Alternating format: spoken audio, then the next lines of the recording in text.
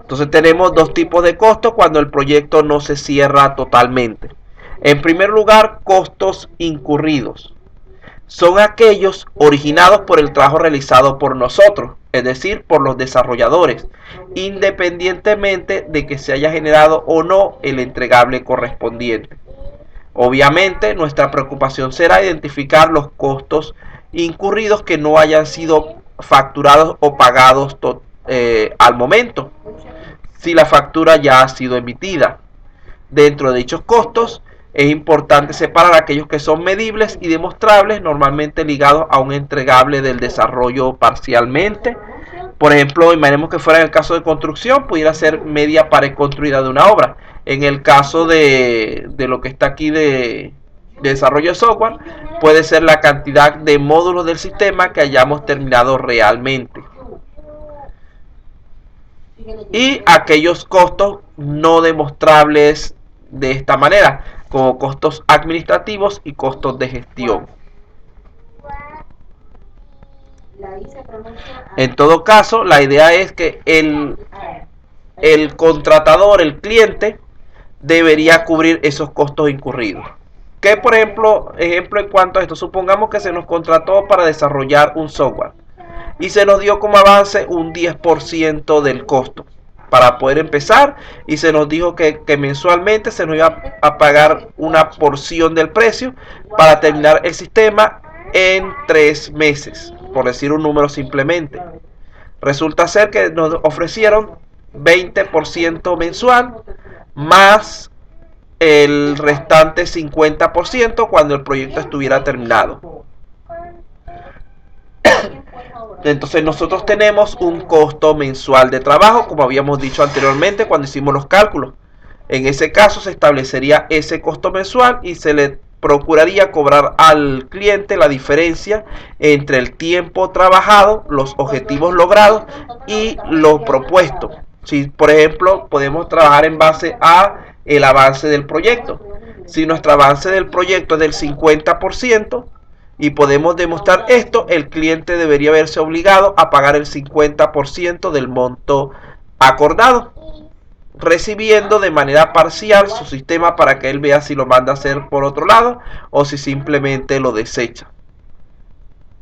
Entonces esa sería la idea en cuanto al costo incurrido.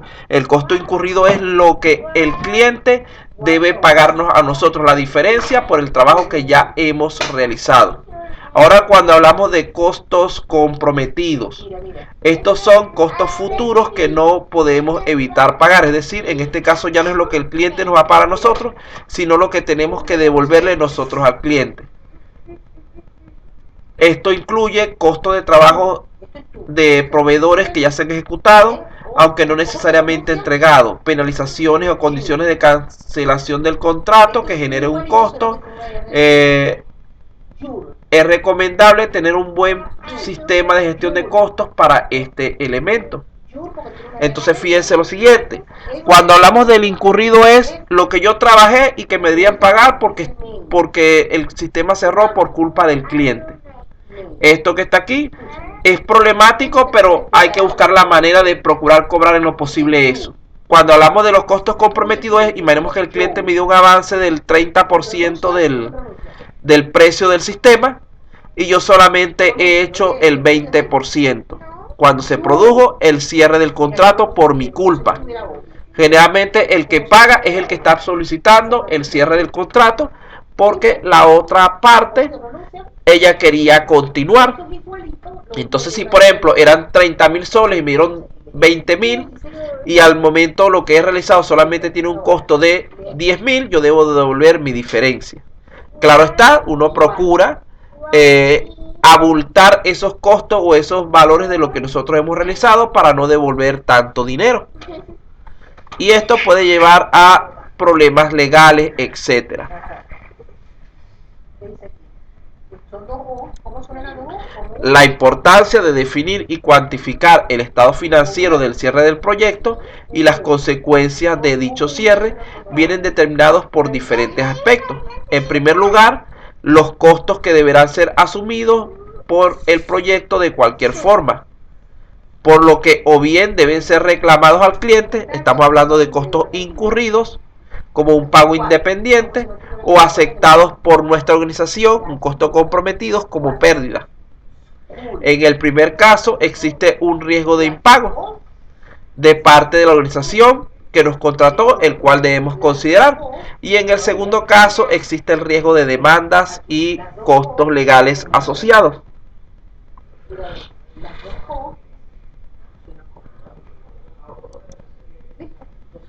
En algunos casos, esta situación puede generar oportunidades para nuestra organización, aunque sea únicamente para reducir el efecto del cierre.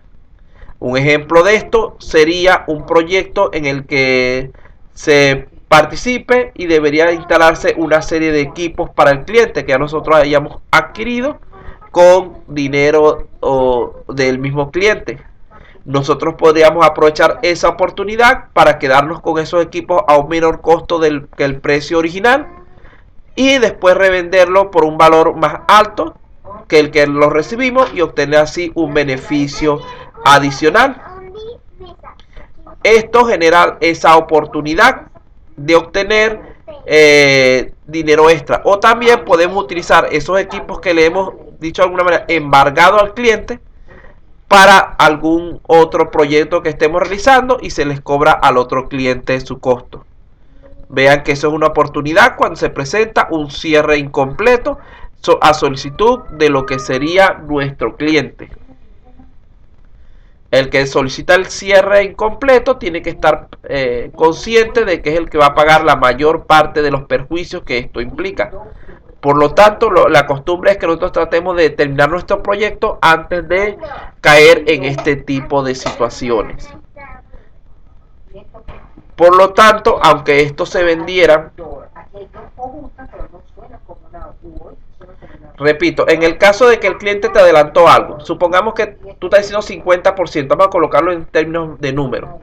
Te adelantó, el proyecto valía 40.000 soles, te adelantó 20.000 y resulta ser que de tu avance se presentó un problema y tú dices no puedo seguir con el proyecto, debo cancelarlo. Allí tú estás digamos que por perder. ¿Por qué? Porque el cliente te puede inclusive solicitar el monto completo del trabajo porque tú eres quien te estás retractando y podría haber una cláusula en tu contrato del proyecto donde se indicará esto. Tienes que estar pendiente en cuanto a ello. Si no hay dicha cláusula, lo más común sería que tú entregaras tu avance del proyecto hasta donde va, le entregaras la diferencia al cliente. Imaginemos que del 50% de los 20.000 soles que te dio el cliente, tú solamente llegaste hasta la mitad de lo que tenías que cumplir por ese dinero, es decir, llegaste hasta el 25% del proyecto. Entonces tú le entregas al cliente todo lo que ya has hecho y le devuelves el dinero restante. En todo caso, otra opción es que tú busques una empresa que se encargue de cumplir con ese proceso por ti, tú entregándole los documentos y que él resuelva con el cliente. Le entregas a esa persona el monto que corresponde y que él cobre lo que falta como que tú estuvieras trabajando. Esa es una buena opción para evitarse muchos problemas de tipo legal y de tipo de toda índole. Entonces, como decíamos anteriormente en el caso de los equipos, aunque los vendieran al nuevo proyecto en precio rebajado, al ser un producto usado, el margen de venta podría ser superior. En algunos casos, los costos comprometidos en el momento del cierre del proyecto pueden obligar a replantear la decisión de cierre, si las penalizaciones a pagar son significativas respecto al coste del trabajo pendiente. Puede ser interesante completarlo y disponer del nuevo producto resultante.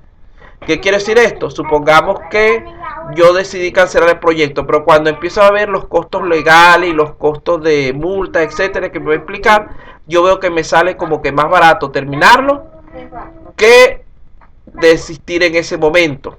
Entonces lo que puedo hacer es terminarlo. Si es el cliente el que no lo quiere, puedo terminar el proyecto y vendérselo a otro cliente.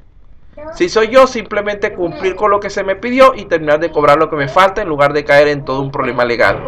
Todo esto son cuestiones de lógica que ustedes tienen que tratar de ir, digamos que, haciendo un buen contrato desde el principio para no tener problemas. porque casi siempre el problema es porque se hace un mal